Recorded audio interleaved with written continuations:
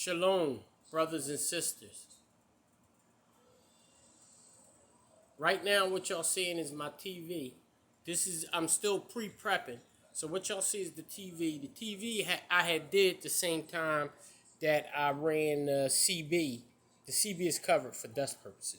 But the same time I ran the CB is when I ran the line for the antenna for the TV and antenna for the CB. So right now, what y'all seeing is my off-grid electric. Right now, we're dealing on off-grid. So this is what y'all see. It's actually daylight outside, but I covered that window up just so y'all can see the complete off-grid. I don't have lights in my bathroom because it's not time to put the lights in the bathroom. But let me take y'all upstairs. Again, this is my off-grid. This is off-grid. And my ceiling fan's running. But this is off-grid. Boom, so that's the off-grid. Let me take y'all upstairs. Let me let y'all see the pre-prepping.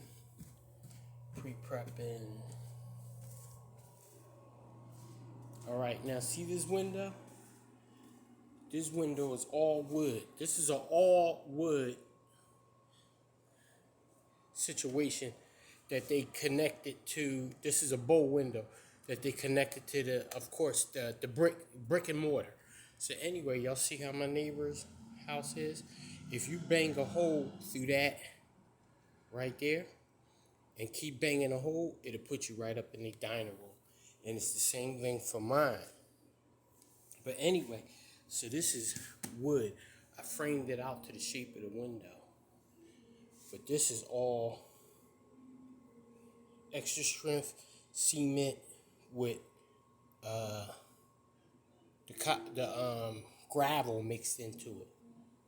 So this is what it is, and it's 4 inches thick, all of that. So if you banged into mine and you call yourself coming in through with a hammer and you keep banging and banging and banging, you're going to run into this. But as you banging, we're going to come up and pop you as we hear you banging. Anyway, all right, so this is the pre-cut wood for my windows. Now, recently, for all of the windows down here, this is for all of the windows on the first floor, including the 2 bathroom windows. All right, my friends recently came over and was like, "What you got all that wood over there for?" I was like, "I'm working on my deck out back, man. I'm doing some work." And they was like, "Oh." So anyway, let me go to my front window. Y'all see this rebar on the floor? Actually, I got the rebar, but I bored them 20 feet long. So this is the access right here. This is the extra. So I had them cut to 12 feet long, which I have them stored off to the side so you can't see them. But with this door, we're going to lock the door into the pocket. If anybody shot these hinges off, once you shoot the hinges, the door open right up. It'll open up because this side don't have any hinges. Both sides need to be locked down so it won't open. But if anybody had any sense and knew anything about hanging doors and they came through with a shotgun and blasted that and blasted that and blasted that, this door opened right up. So anyway, like I said, I cut the rebar into 12 feet. So one is going to be 2 on each door, the front door and the back door. And they're going to lock down on my drill a hole into the floor for the rebar to drop, and then drill a hole into the ceiling for the rebar to go up in that, and then we're going to screw them down to the door with brackets. And this way, whether you get this side to come off or you get this side to come off, either way the door won't come out of pocket because of the rebar hindering it. All right, now look at that. That's 31 gallons. This was filled up, but it's not filled up now, as y'all can clearly see. But that's 31 gallons of ash. This is our fire extinguisher.